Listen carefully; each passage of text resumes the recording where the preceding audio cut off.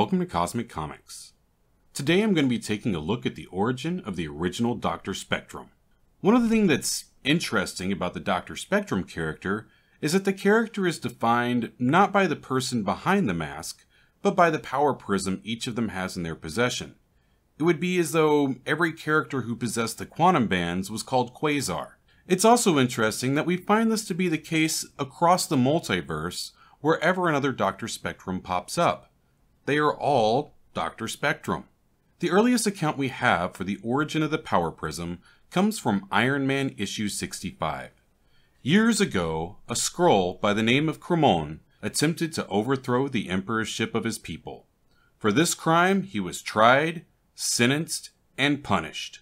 Instead of executing Cremon, which would have been too fast and painless for the Skrulls, they transformed him into a crystalline prism. Inside the prism, Cremon's mind was still active. The crystal was then put inside of a rocket that was intended to orbit the universe forever. Cremon had reached for too much power, so now he was to be left alone with his thoughts, trapped and powerless to do anything. The Skrulls' plans were cut short, and Cremon wasn't left adrift forever, because shortly after taking off, Cremon's flight was interrupted and his ship disintegrated. This was all the Grandmaster's doing. He had reached across space and time to cause the accident, and then directed the crystal on a path to Earth. In my video of the Lifestone Tree, I cover the fact that Dr. Spectrum's Power Prism was part of the Lifestone Tree that empowered the chosen Eight of Fate.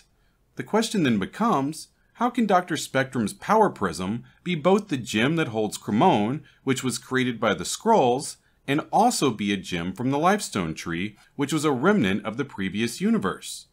The answer is found in the Secret Invasion one-shot, Skrulls. I quote the following. The most logical scenario we see to explain this is to assume that when the Grandmaster was granting Cremon power, he did so by merging Cremon with the Lifestone, or transferring his mind into it, or transferring its power into his prism form. Basically, the Grandmaster pulled some unknown and unexplained shenanigans. The Power Prism then went on to land in an advanced city in Africa, where it fell into the hands of a brutally ruthless man, Kenji Obatu. He was the kind of person who didn't just take bribes, he demanded them.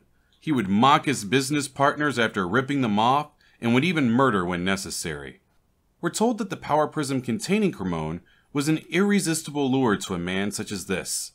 As soon as Kenji came into contact with the prism, it allowed Cremon's mind to flow into Kenji's body, and Kenji's mind to flow into the prism. They basically became a dual entity with separate personalities bound together in a constant struggle for control. Now that the prism had found a master, it was discovered that the host body could make almost anything he or she wanted with their individual minds, including the following: giant human phantasms, weapons, destructive energy blast, tools, invisibility, and even sentient energy-based creatures capable of reading minds. Yeah, that last one is pretty incredible. As far as I know, even the Green Lantern or Quasar can't pull off anything like that. Soon the Grandmaster, referred to here as the Game Master, demanded that they take place in his game against Kang, which I covered in 3 of my previous videos. See the link below the fold, but I'll warn you that I didn't think very much of that storyline, and it shows in my commentary. After being recruited for Squadron Sinister, Dr. Spectrum designed a uniform which, coincidentally, is more or less the same as every other Dr. Spectrum uniform. After his defeat in the Grandmaster's games, Kenji sought out Iron Man for a revenge rematch at the urging of Cremon. Kenji wished to show his superiority by killing Iron Man, but Cremon's goal was to get both Kenji and Iron Man into a weakened state so that he could leave Kenji's body and transfer into a more powerful host. Cremon's plan ends up being a success, and he makes the transfer. Cremon then foolishly wastes his time by going on a destructive rampage which attracts the attention of Thor. The two face off, but Thor easily overcomes the possessed Iron Man due to the host body's physical exhaustion and the suit already being drained of damage from the previous battle.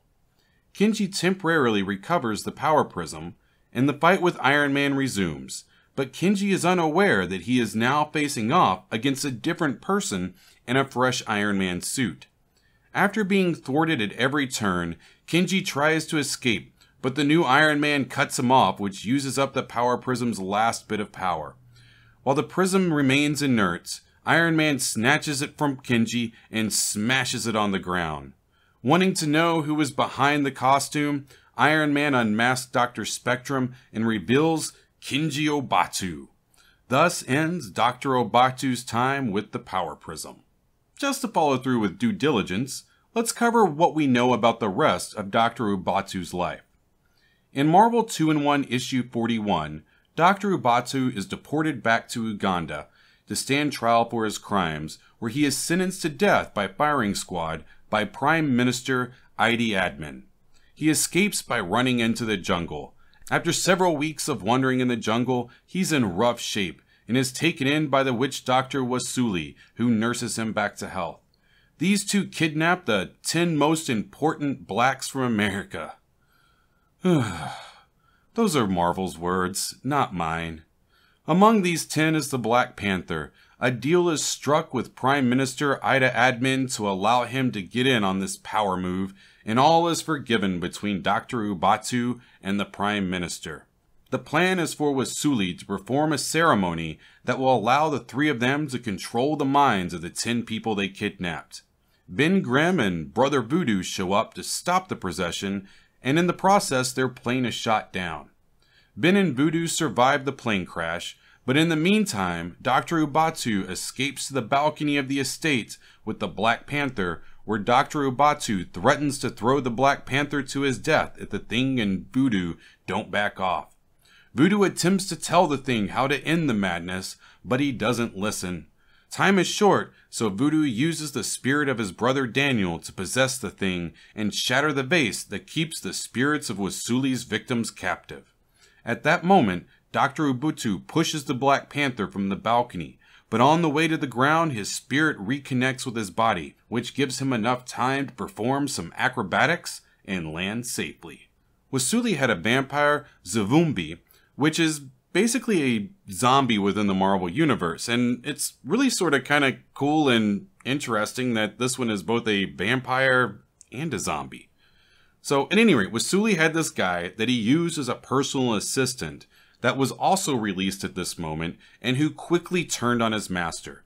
Wasuli is killed by his vampire Zuvimbi, who then turns into a bat. The vampire bat flies up to Dr. Obatu and knocks him from the balcony.